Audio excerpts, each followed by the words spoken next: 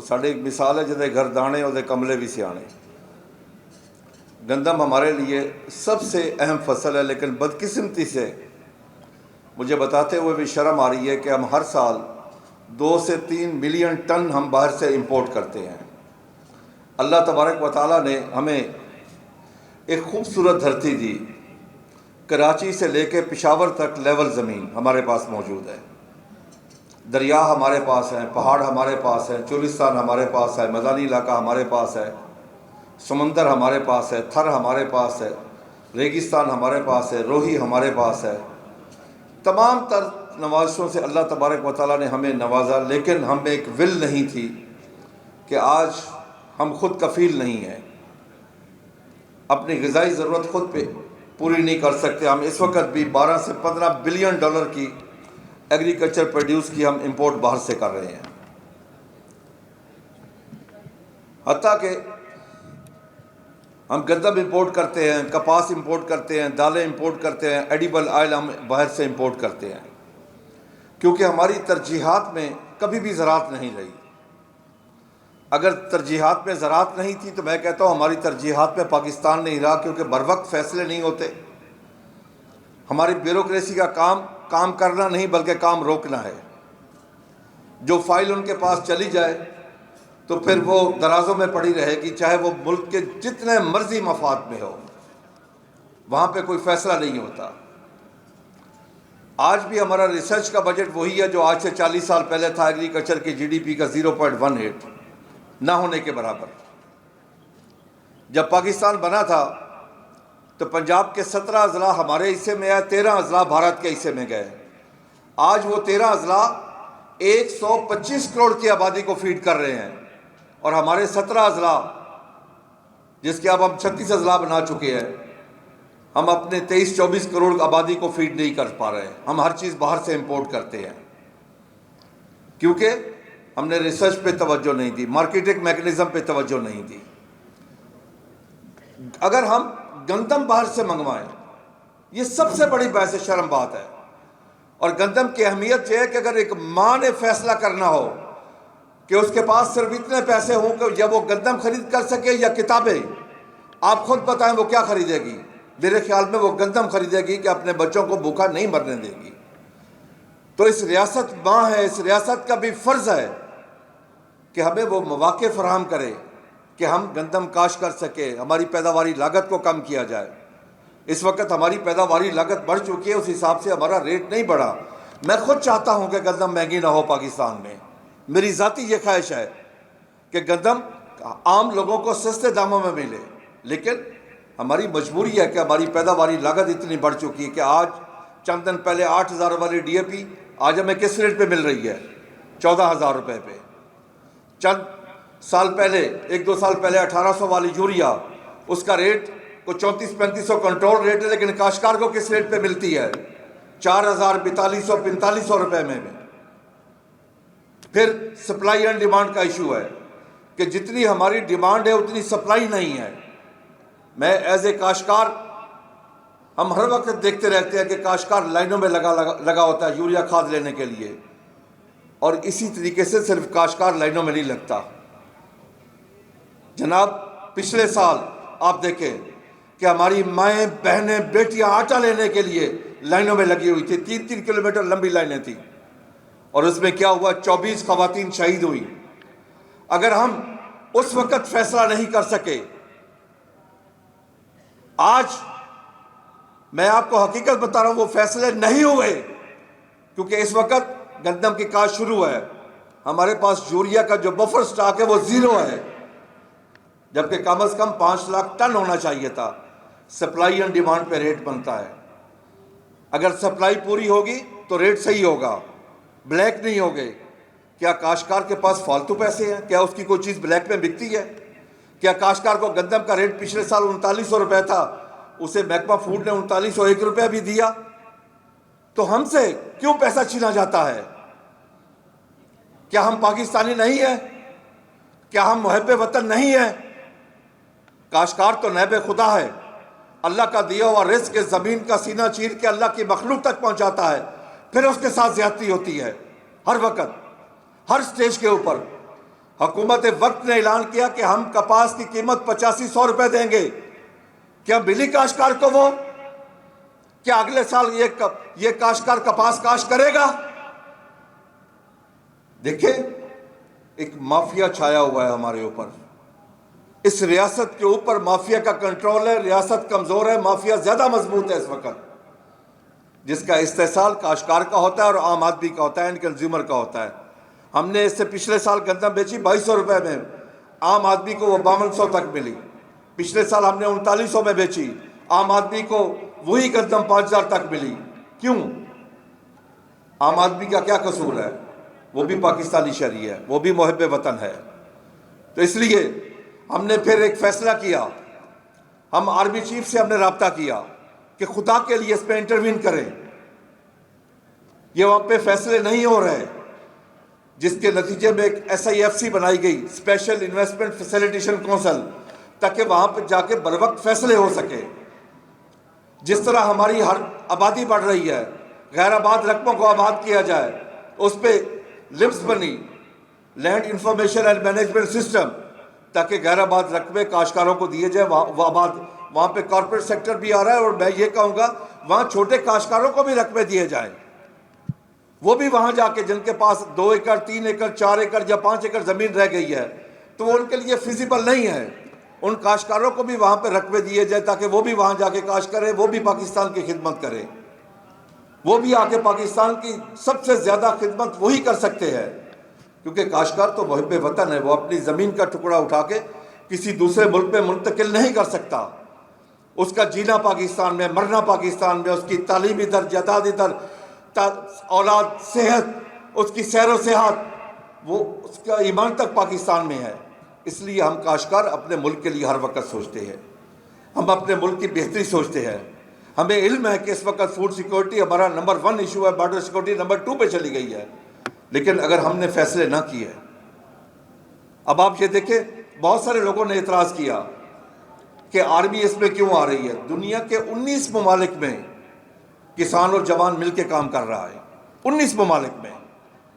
اور آرمی کاش میں نہیں آ رہی ہے, بھی میں آپ کو بتا دوں. آرمی آ کے جو پنجاب حکومت کے باقی رقبے ہیں اس میں ایک فیسیلیٹیشن کا کردار ادا کر رہے ہیں. وہ رقبے کاشتکاروں کو مل رہے ہیں. اگر جو کاشتکار رقبہ آباد نہیں کر سکتا, جو بڑے ٹیلے ہیں وہاں پہ کارپوریٹ سیکٹر آ کے رقبے آباد کرے گا. میں آپ کو عرض کر دوں, اگر یہ رقبے آباد نہ ہوئے, جس حساب سے ہم اپنی آبادی بڑھا رہے ہیں, ہر سال آبادی میں ایک نیا ملک ایڈ کر رہے ہیں, لائک نیوزی لینڈ یا سنگاپور جتنی آبادی ہم ایڈ کر رہے ہیں. اگر ہم نے ایسا کام نہ کیا, اپنے غیر آباد رقبوں کو آباد نہ کیا, تو یقین کر لیں آج پچھلے سال اگر 24 خواتین شہید کروائی تھی, تو اگلے سالوں میں کیا ہوگا. اور میں اس سال اگر کاشتکار کو بروقت یوریا DAP نہ ملی صحیح ریٹ کے اوپر, تب بھی قحط سالی کا خدشہ ہے مجھے. دیکھیں ہر چیز ڈیمانڈ اینڈ سپلائی پہ ہوتی ہے. کہ میں آپ کو اگلے دن کا ایک واقعہ سناتا ہوں جی. کیا بیوروکریسی یہ کام کرتی کبھی؟ مجھے شام کو اطلاع ملی کہ رات کو یوریا پلانٹ بند ہو رہے ہیں.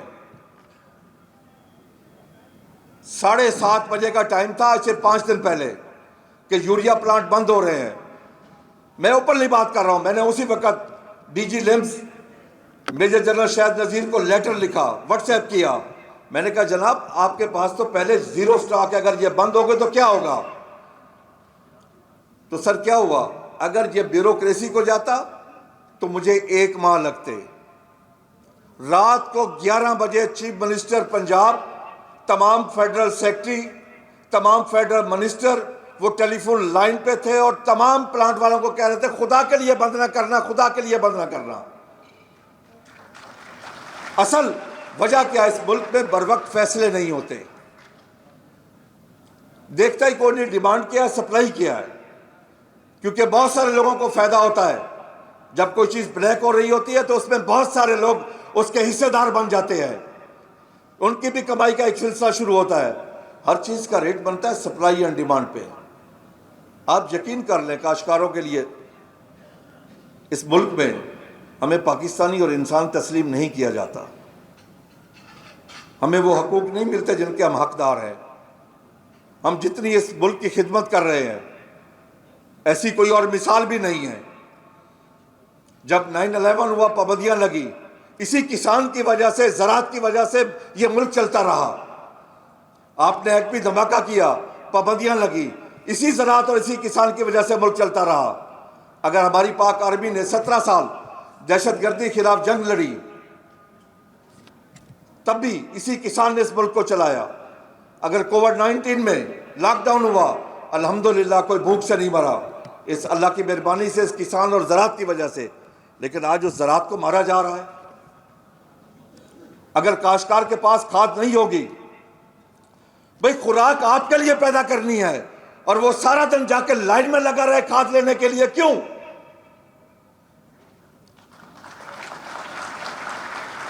ایک طرف ہمیں کہا جاتا ہے گندم پیدا کرو، اور دوسری طرف ہمیں وہ مواقع تو فراہم کرو، ہمیں کاسٹ آف پروڈکشن میں، پیداواری لاگت میں لیول پلینگ فیلڈ تو دو۔ انڈین کاشتکار کو یہی یوریا ملتی ہے، انڈین روپیز میں 270 روپے میں، پاکستانی میں 800 کی ملتی ہے، ہمیں 4045 کی مل رہی ہے۔ انڈین کاشتکار کو D A P Indian rupees میں 1200 کی ملتی ہے، پاکستانی روپیز میں کتنے کی ہوگی وہ؟ 4000 کی۔ ہمیں مل رہی ہے 14000 روپے کی۔ کیا کاشتکاروں ہم بجلی کا بل ادا کر سکتے ہیں؟ کیا اس وقت جو زرعی ٹیوبل کا ریٹ ہے، کیا وہ ہم ادا کر سکتے ہیں؟ میں خدا کی قسم کھا کے کہتا ہوں، میں کو 11 دفعہ اسلام آباد کیا ہوں، بیوروکریسی کے کان پہ جوں نہیں رہیں گی جب میں نے کہا کہ ہماری کاسٹ آف پروڈکشن بڑھتی جا رہی ہے، خدا کے لیے کوئی رحم کرو۔ اس زراعت کے کاروبار کو منافع بخش اور باعزت کاروبار کیسے بنایا جا سکتا ہے؟ اس وقت ہمارا کاروبار نہ منافع بخش ہے، نہ باعزت ہے، ہمیں ہر سطح پہ ذلیل و خوار کیا جاتا ہے۔ کیا ہم ایک بوری یوریا کے لیے اے سی کے پاس جائیں؟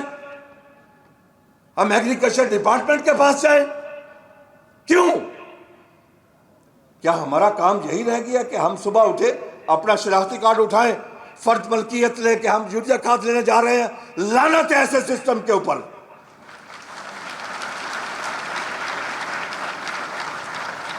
اور اگر یہی سلوک رہا، میں آپ کو واضح بتا رہا ہوں، چند ماہ پہلے میاں شہباز شریف جب وزیر اعظم تھے، انہوں نے ایک میٹنگ بلائی جس میں سارے بزنس مین تھے پاکستان کے، میں بھی اس میں موجود تھا ایز اے کاشتکار۔ میرے آگے پاکستان کا سب سے بڑا بزنس مین میاں منشا بیٹھا ہوا تھا۔ وہ کھڑا ہوا، اس نے مائک لیا، سیدھا اس نے گورنمنٹ کو بلیک میل کیا کہ میرے اگر پاور پلانٹ کے پیسے نہ ملے تو میں اپنا یہ پلانٹ بند کر دوں گا۔ مجھے موقع ملا بات کرنے کا، میں نے ان سے مائک لیا، میں نے کہا میاں صاحب آپ پاکستان کے کامیاب ترین شخص ہیں، آج میں نے آپ سے کوئی سبق سیکھا ہے۔ وہ میری طرف دیکھنے لگ گیا، مجھ سے کیا سبق اس نے 1 منٹ میں سیکھ لیا؟ میں نے کہا جی کلرک ہڑتال کرتا ہے وہ قلم چور ہڑتال کرتا ہے، تاجر ہڑتال کرتا ہے وہ شٹر ڈاؤن ہڑتال کرتا ہے، آپ انڈسٹری والے کہہ رہے ہیں ہم انڈسٹری بند کر دیں گے، ہم کاشتکار ہی پاگل ہیں جو روڈ بلاک کر دیتے ہیں، احتجاج کرتے ہیں، اپنا کام نہیں چھوڑتے۔ میں نے کہا اب ہمیں بھی احتجاج آپ کی طرح کرنا پڑے گا کہ ہم اپنی کاشت چھوڑ دیں گے۔ میں آج اس پلیٹ فارم پہ آرمی چیف جنرل سید آصف منیر سے گزارش کرتا ہوں، خدا کے لیے زراعت کو ترجیحات میں لے کے، جس طرح آپ اس پہ کام کر رہے ہیں، ہم آپ کو خراج تحسین پیش کرتے ہیں، ہم آپ کے ساتھ ہیں۔ آپ یہ رقبے آباد کروائیں، آپ یہ رقبے ہمارے چھوٹے کاشتکاروں کو دیں تاکہ ان کا ایک تجربہ ہے، اس تجربے سے فائدہ اٹھائیں، کارپوریٹ سیکٹر کو بھی دیں۔ اتنے زیادہ رقبے اگر ہم سب مل جائیں تب بھی یہ رقبے آباد کرنے میں ہمیں 20 سال لگیں گے، اتنا زیادہ رقبہ اللہ نے ہمیں دیا ہے۔ میں ان سے گزارش کرتا ہوں کہ ہمارے لیے، کاشتکاروں کے لیے، خدا کے لیے آسانیاں پیدا کریں۔ اب آپ کے سامنے ایک ادارہ تھا پاسکو، جب تک اس میں ایک عسکری قیادت رہی پاسکو کامیاب رہا، 1995 سے لے کے 2013 تک۔ جب 2013 کے بعد وہاں پہ بیوروکریسی آئی، وہ ادارہ ہی تباہ ہو گیا۔ وہاں پہ پچھلے سال میں نے اس کی گندم کا آٹا کھانے والا نہیں تھا۔ ہمیں اب سوچنا پڑے گا میرے بھائی، ہم نے ملک کو کس سمت میں لے کے جانا ہے۔ اگر آج اس زرعی ملک ہونے کے باوجود ہم ہر چیز باہر سے امپورٹ کریں گے، کب تک کریں گے؟ ہم تو آبادی ہر سال بڑھاتے جا رہے ہیں، 2.5% ہم آبادی بڑھا رہے ہیں، 50 سے 55 لاکھ ہم ایڈ کر رہے ہیں۔ کیا زراعت میں ہماری کتنی گروتھ ہے؟ مائنس میں جا رہے ہیں۔ پھر ہم کالونیوں کی طرف جا رہے ہیں، اپنے زرعی رقبے پہ کالونیاں بناتے جا رہے ہیں۔ تو آج کے حوالے سے میں تمام کاشتکاروں سے گزارش کرتا ہوں، یہ کام آپ کے ذمہ کسی نے نہیں لگایا، گندم اگانے کا میرے رب نے لگایا ہوا ہے۔ آپ نائب خدا ہیں۔ اللہ کا دیا ہوا رزق اس زمین کا سینہ چیر کے اللہ کی مخلوق تک آپ نے پہنچانا ہے۔ قدرت نے، میرے رب نے آپ کے دل میں اس فصل کی محبت رکھی ہے، کیونکہ رازق وہ خود ہے۔ رزق اس نے دینا، آپ کو اللہ نے وسیلہ بنایا ہے۔ دل لگا کے کاشت کریں، بے شک لائنوں میں لگ کے کھاد لیں، لائنوں میں لگ کے لیں بے شک، لیکن لے کے اللہ کی مخلوق تک اس کا دیا ہوا رزق پہنچائیں۔ لیکن جب آپ لائنوں میں لگیں، اللہ کے آگے دعا ضرور کریں، اس وقت ضرور اللہ کے آگے روئیں، آہوزاری کریں کہ اللہ میاں ہمیں اپنے کیا حکمران دیے ہیں، ہمارے ساتھ کیا سلوک ہو رہا ہے، ہم تو تیرے بندوں کی خدمت کر رہے ہیں اور ہمیں کھاد تک لینے کے لیے ذلیل و خوار ہونا پڑتا ہے۔ اور جب ہم زیادہ پیدا کر لیں گندم، تب بھی ذلیل ہم ہوتے ہیں، جب حتیٰ کہ ہم تو اپنے گھروں میں گندم نہیں رکھ سکتے۔ اس وقت تمام محکمے الرٹ ہوتے ہیں کہ 25 من سے اوپر آپ نہیں رکھ سکتے۔ گندم اگائی ہم نے، خرچہ کیا ہم نے، دن رات سانپوں سے بچھوؤں سے لڑے ہم، مالک بن گئے ادارے اس وقت، اور جن اداروں کا پاکستان کے لیے کوئی کردار نہیں ہے ان کا۔